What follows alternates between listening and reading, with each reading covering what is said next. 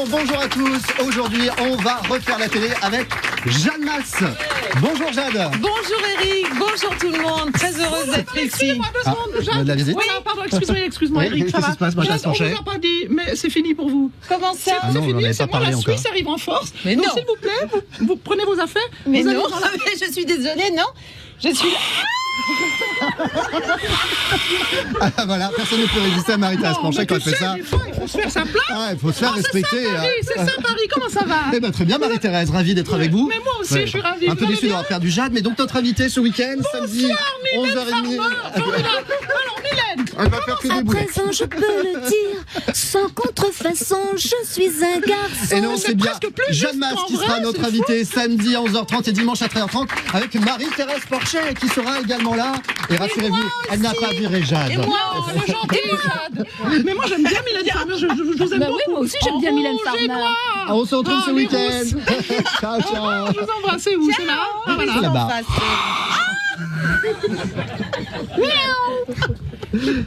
On dit que depuis la diffusion de cette émission Touche pas à mon poste, Nagui a effectivement pris contact avec vous. Info ou Vox? Bah non, Toujours pas. non, toujours pas. Mais voilà, les portes sont ouvertes déjà pour qu'on s'explique. Même si on s'est déjà expliqué. Enfin, moi j'ai expliqué qu'il était que je ne savais pas d'où. Et puis je l'explique également dans mon livre. Mais c'est surtout Sans tout que... détailler, vous avez accusé de racisme, d'avoir inscrit. Mais oui, enfin c'est n'importe quoi. D'ailleurs, moi ce qui m'intéresserait, c'est de savoir comment est-ce que tu es arrivé à ça. Comment est-ce que ton imagination a été aussi loin. Mais c'est surtout que il faut arrêter des guerres stupides basées sur rien et basées juste parce que on n'aime pas quelqu'un et qu'on en arrive à un moment à l'insulter comme ça, c'est pas bien déjà. Mais on aurait pu penser que cette main tendue chez Cyril Hanouna aurait fait avancer les choses, mais c'est pas le cas. Écoutez, moi, j'ai pas de retour par rapport à ça. Je sais pas. C'est à lui. Puis à choisir, on préférait vous voir dans Taratata plus que dans N'oubliez pas les paroles. Ah oui, non, c'est une très belle émission. Écoutez, moi, je suis pour la paix. J'espère que lui aussi. Ces accusations de racisme, elles vous ont d'autant plus estomaqué que vous avez toujours Et elle lutté me font contre toute encore forme du tort. de Et il faut dire, discrimination. des choses comme ça, on me fait encore du tort. Parce qu'encore dernièrement, j'ai des gens comme ça qui m'ont écrit sur Twitter en me traitant de raciste, ce que je ne suis absolument pas. Déjà, première chose, je veux dire, je ne distingue que le cœur des gens. Ok, il y a des cœurs qui sont bons, il y a des cœurs qui sont mauvais. Ceux qui sont mauvais, je les évite. Ok, mais je veux dire, pour moi, la vision du monde, c'est juste une vision humaine et humanitaire. Ok, donc il faut arrêter avec ça. Il faut arrêter de me faire du mal.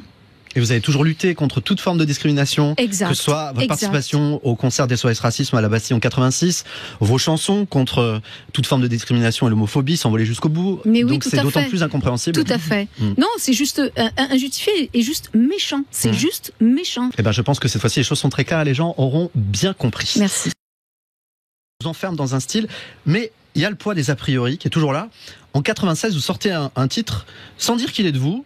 Au début, tout le monde le trouve super. Qu'est-ce qui se passe quand les radios découvrent in fine que c'est vous qui chantez?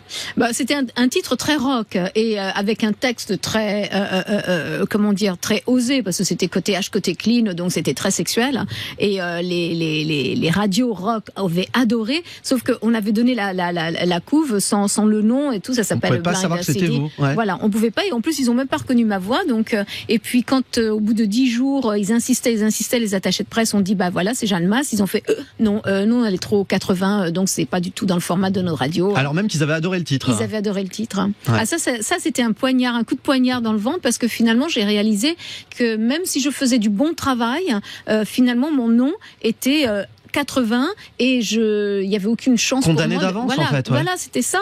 Donc en fait c'était très frustrant artistiquement.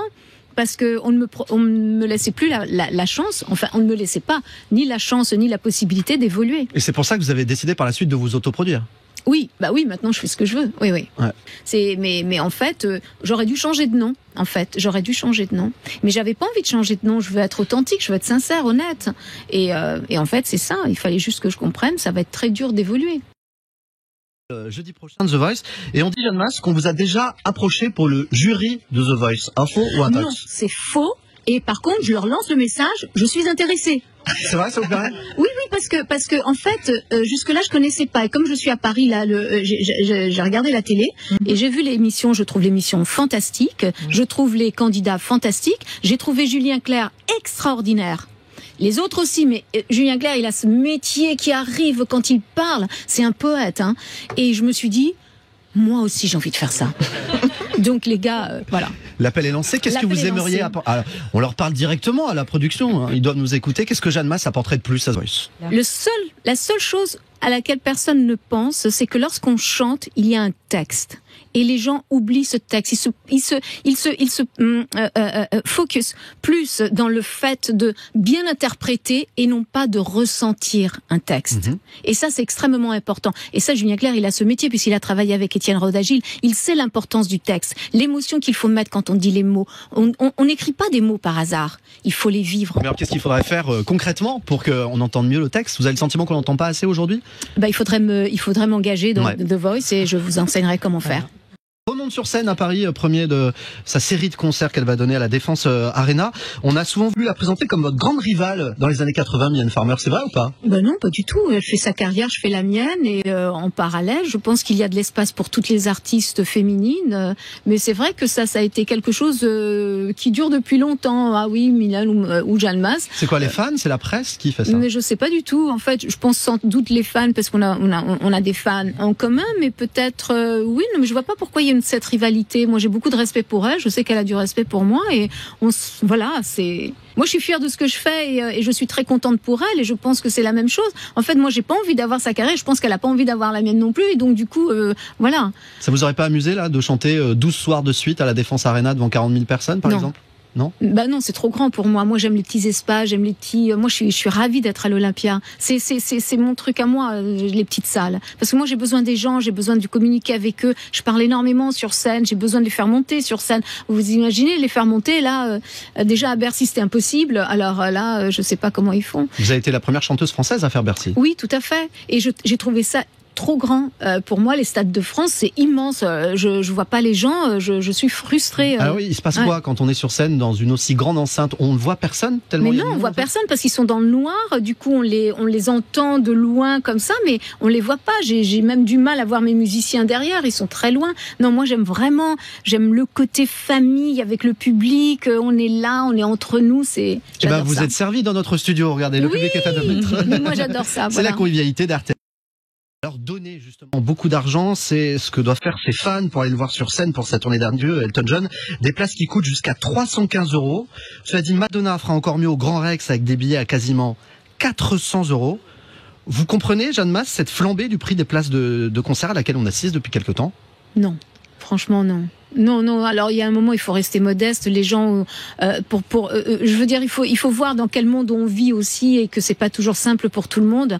Non, moi ça par contre je le comprends pas et je l'accepte pas. Il faut réduire son salaire il faut juste parfois ne pas prendre de salaire. Moi j'en prends pas quand je fais l'Olympia. C'est vrai, vous prenez pas de cachet non, quand vous allez, de cachet, entendons-nous, d'argent. Ouais, voilà, parce que je veux pouvoir offrir un vrai spectacle aux gens et que je ne veux pas non plus qu'on augmente les places trop. Là, du coup, c'est vrai qu'il faut. Quand on a la chance de faire ce métier, quand on a de la chance d'avoir autant d'argent que Madonna, il faut aussi rester un petit peu humble, raisonnable et donner du plaisir, parce qu'on en prend tellement avec le public. Oui, et puis il faut accepter de faire des efforts soi-même pour que tout le monde puisse venir dans la salle. Savez, voilà, c'est ça. Il faut rester humble. Un artiste, la base d'un artiste, c'est de rester humble et de donner plus que de recevoir.